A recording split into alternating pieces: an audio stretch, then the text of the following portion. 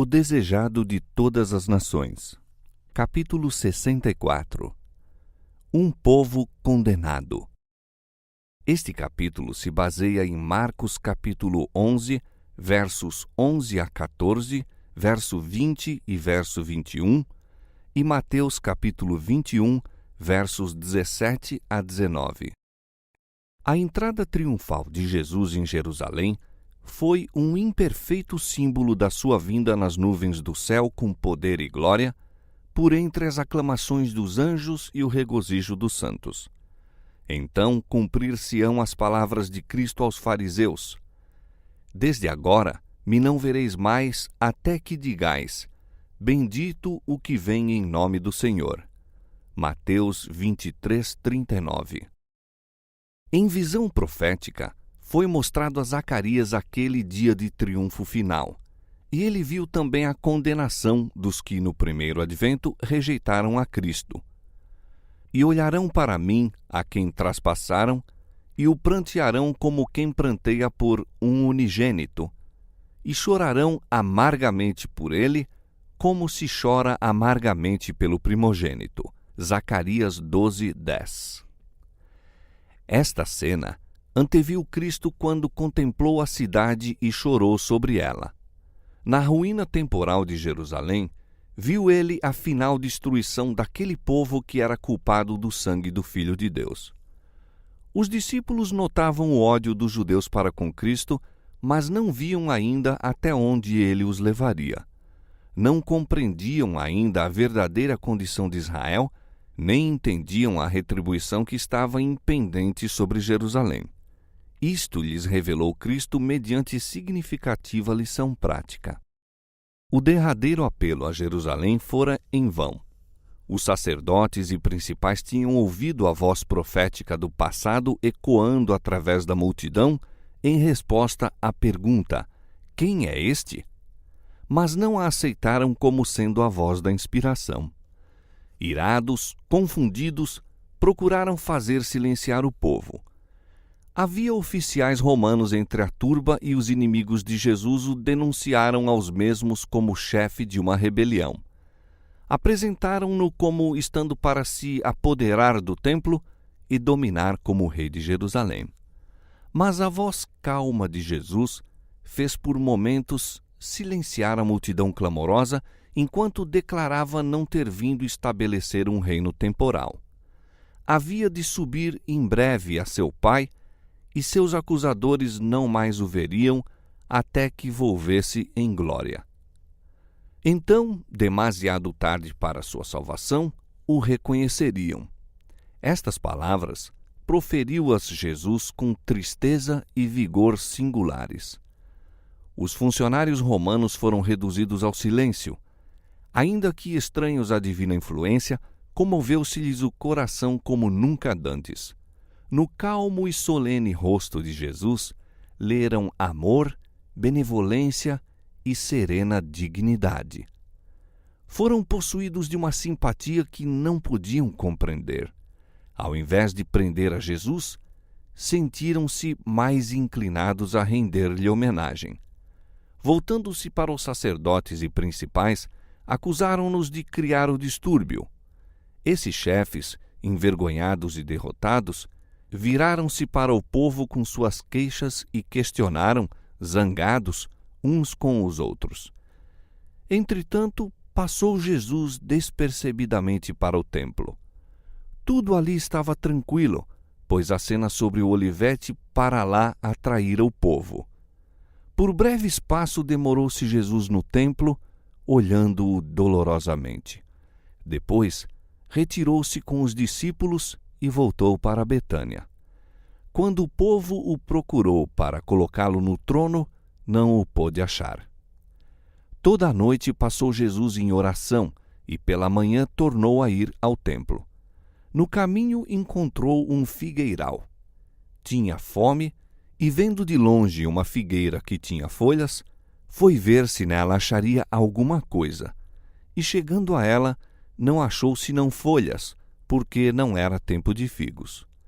Não era estação de figos maduros, senão em certas localidades, E nas montanhas das cercanias de Jerusalém podia-se, na verdade, dizer, não era tempo de figos. No pomar a que Jesus chegou, porém, uma árvore parecia adiantada a todas as demais. Estava já coberta de folhas. A natureza da figueira é que, antes de se abrirem as folhas, apareça o fruto. Portanto, essa árvore cheia de folhagem era uma promessa de bem desenvolvidos frutos. Sua aparência, porém, era enganosa. Depois de procurar entre os ramos, dos mais baixos aos mais altos, Jesus não achou senão folhas. Era uma massa de pretensiosa folhagem, nada mais. Cristo proferiu contra ela uma maldição para que secasse. Nunca mais coma alguém fruto de ti, disse ele. Na manhã seguinte, quando ele e os discípulos se achavam outra vez a caminho para a cidade, os ressequidos ramos e as folhas caídas atraíram-lhes a atenção. Mestre, disse Pedro, eis que a figueira que tu amaldiçoaste se secou. O ato de Cristo amaldiçoar a figueira surpreendera os discípulos. Parecia-lhes diverso de suas maneiras e obras. Muitas vezes o tinham ouvido dizer que viera não para condenar o mundo, mas para que, por meio dele, o mundo se pudesse salvar. Lembravam-se de suas palavras: o Filho do Homem não veio para destruir as almas dos homens, mas para salvá-las. Lucas capítulo 9, verso 56. Suas maravilhosas obras foram realizadas para restaurar, nunca para destruir. Os discípulos o haviam conhecido unicamente como o restaurador, o médico. Esse ato era único. Qual seria seu desígnio? Indagaram. Deus tem prazer na benignidade. Vivo eu, diz o Senhor Jeová, que não tomo prazer na morte do ímpio. Miqueias 7:18 e Ezequiel 33:11. Para ele, a obra de destruição e acusação é uma estranha obra, mas é em misericórdia e amor que ergue o véu do futuro e revela aos homens os resultados de um caminho de pecado. A maldição da figueira foi uma parábola viva. Aquela árvore estéril, ostentando sua pretensiosa folhagem ao próprio rosto de Cristo, era um símbolo da nação judaica. O Salvador desejava tornar claras aos seus discípulos a causa e a certeza da condenação de Israel. Para esse fim, como que investiu a árvore de qualidades morais e tornou-a expositora da verdade divina. Os judeus distinguiam-se de todas as outras nações, professando fidelidade para com Deus. Haviam sido especialmente favorecidos por ele e pretendiam ser mais justos que todos os outros povos, mas estavam corrompidos pelo amor do mundo e a avareza. Jactanciavam-se de seu conhecimento, mas eram ignorantes das reivindicações divinas e cheios de hipocrisia. Como a árvore estéril, estendiam os pretensiosos ramos para o alto, luxuriantes na aparência, belos à vista, mas não dando senão folhas. A religião judaica, com o magnificente templo, os altares sagrados, os sacerdotes mitrados e cerimônias impressionantes, eram, na verdade, bela na aparência exterior. Faltavam-lhe, porém, humildade, amor e beneficência. Todas as árvores do figueiral se achavam destituídas de fruto.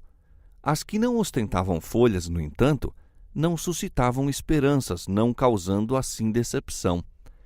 Essas árvores representavam os gentios. Eram tão destituídos de piedade como os judeus, mas não tinham professado servir a Deus. Não mostravam vangloriosas pretensões de bondade. Eram cegos às obras e caminhos divinos. Para eles não chegara ainda o tempo dos figos. Esperavam um dia que lhes trouxesse luz e esperança. Os judeus que haviam recebido maiores bênçãos de Deus eram responsáveis por seus abusos dos mesmos dons. Os privilégios de que se jactanciavam só lhes acrescentavam a culpa. Jesus se aproximara da figueira com fome em busca de alimento.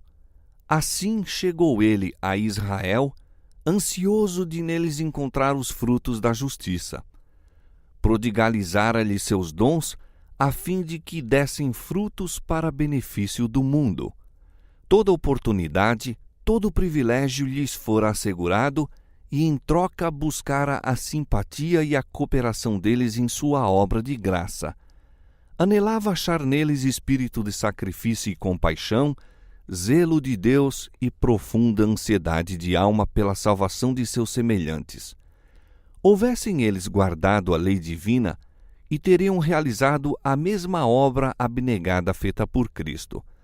Mas o amor para com Deus e os homens foi eclipsado pelo orgulho e a presunção. Trouxeram ruína sobre si mesmos por se recusarem a servir aos outros. Os tesouros da verdade que lhes foram confiados não os deram eles ao mundo. Na figueira estéril poderiam ler tanto o seu pecado como o seu castigo. Seca a maldição do Salvador, apresentando-se queimada, ressequida desde as raízes, a figueira mostrava o que seria o povo de Israel quando dele fosse retirada a graça divina. Recusando-se a comunicar bênção, não mais a receberiam. A tua perdição, ó Israel, diz o Senhor, toda vem de ti. A advertência é para todos os tempos. O ato de Cristo em amaldiçoar a árvore que seu próprio poder criara fica como aviso para todas as igrejas em todos os cristãos. Ninguém pode viver a lei divina sem servir aos outros. Mas há muitos que não vivem segundo a misericordiosa, abnegada vida de Cristo. Alguns que se julgam excelentes cristãos não compreendem o que significa o serviço para Deus. Seus planos e cogitações têm por fim agradar-se a si mesmos. Agem sempre com referência a si próprios.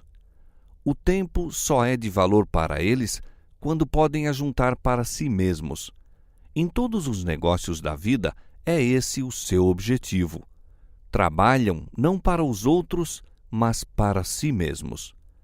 Deus os criou para viverem num mundo onde deve ser executado o serviço altruísta.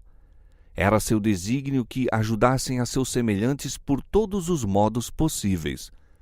Mas é tão grande o eu que não podem ver nenhuma outra coisa. Não se põem em contato com a humanidade. Os que assim vivem para si são como a figueira, toda presunção, mas sem frutos. Observam as formas de culto, mas sem arrependimento nem fé. Em profissão, honram a lei divina, mas faltam na obediência. Dizem, mas não fazem. Na sentença proferida contra a figueira, demonstra Cristo quão aborrecível é a seus olhos essa vã pretensão. Diz ele que o pecador declarado é menos culpado do que o que professa servir a Deus, mas não produz fruto para sua glória. A parábola da figueira, dita antes da visita de Cristo a Jerusalém, ligava-se diretamente à lição por ele ensinada no amaldiçoar a árvore sem fruto.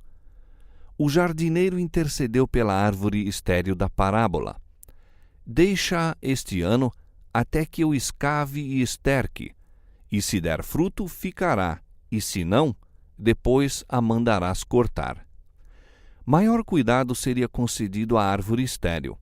Teria todas as vantagens, mas se permanecesse infrutífera, coisa alguma a salvaria da destruição. Na parábola não foi predito o resultado da obra do jardineiro. Dependia do povo a quem eram dirigidas as palavras de Cristo. Os judeus eram representados pela árvore estéril e com eles ficava a decisão de seu destino eterno. Foram-lhes concedidas as vantagens que o céu lhes podia dar, mas não aproveitaram as crescentes bênçãos. Pelo ato de Cristo em amaldiçoar a figueira estéril, mostrou-se o resultado. Determinaram eles sua própria destruição. Por mais de 1 milênio abusara a nação judaica da misericórdia de Deus e atraíra seus juízos. Rejeitaram-lhe as advertências e mataram-lhe os profetas. Por esses pecados tornou-se responsável o povo do tempo de Cristo, seguindo o mesmo caminho. Na rejeição de suas presentes misericórdias e advertências, residia a culpa daquela geração. Com as cadeias que a nação estivera por séculos a forjar, o povo do tempo de Cristo ligava-se a si mesmo. Em todos os séculos, se concede aos homens seu período de luz e privilégios, um tempo de prova em que se podem reconciliar com Deus. Há, porém, um limite a essa graça.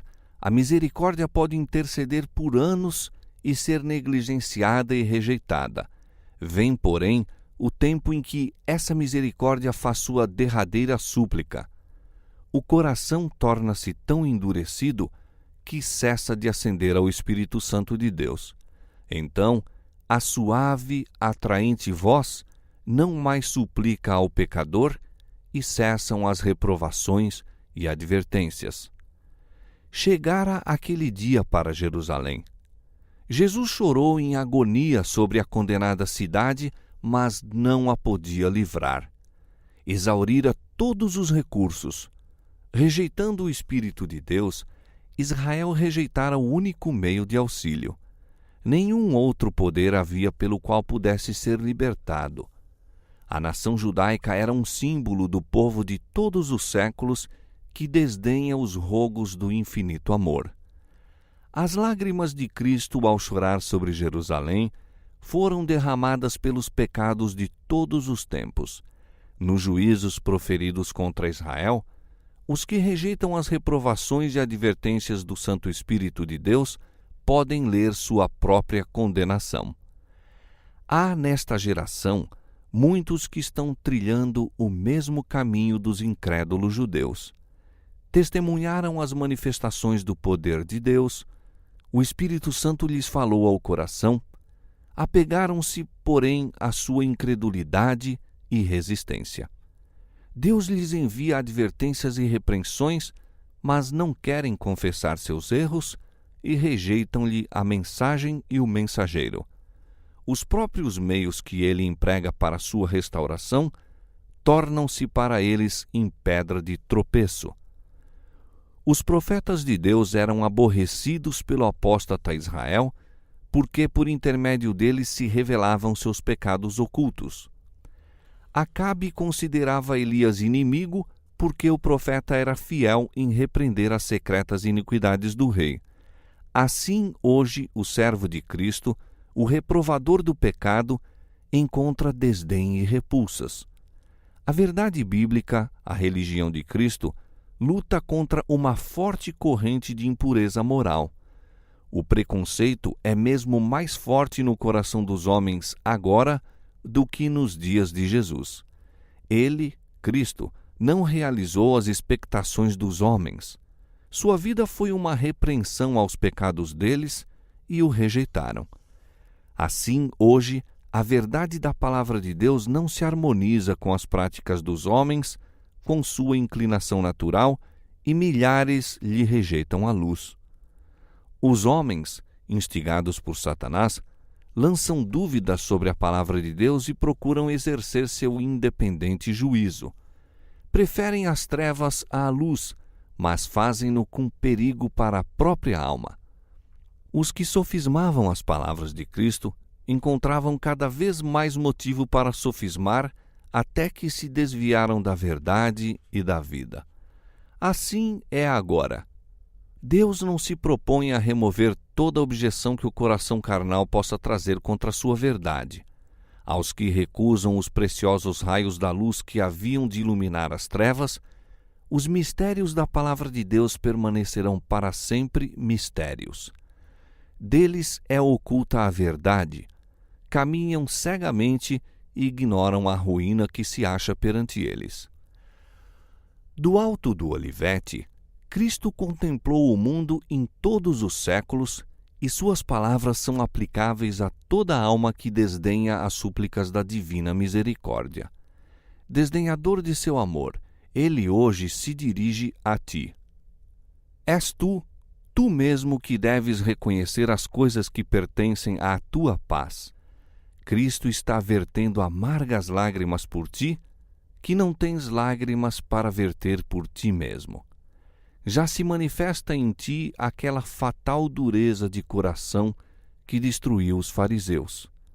E toda a prova da graça divina, todo o raio de divina luz, ou está abrandando e subjugando a alma, ou confirmando-a em sua desesperada impenitência. Cristo previu que Jerusalém permaneceria endurecida e impenitente. Entretanto, toda a culpa, todas as consequências da rejeitada misericórdia jaziam-lhe à própria porta. Assim se dará com toda a alma que segue a mesma orientação. O Senhor declara: a tua perdição, ó Israel, toda vem de ti. Ouve tu, ó terra, eis que eu trarei mal sobre este povo, o próprio fruto dos seus pensamentos, porque não estão atentos às minhas palavras e rejeitaram a minha lei. Oséias 13:9 e Jeremias 6:10.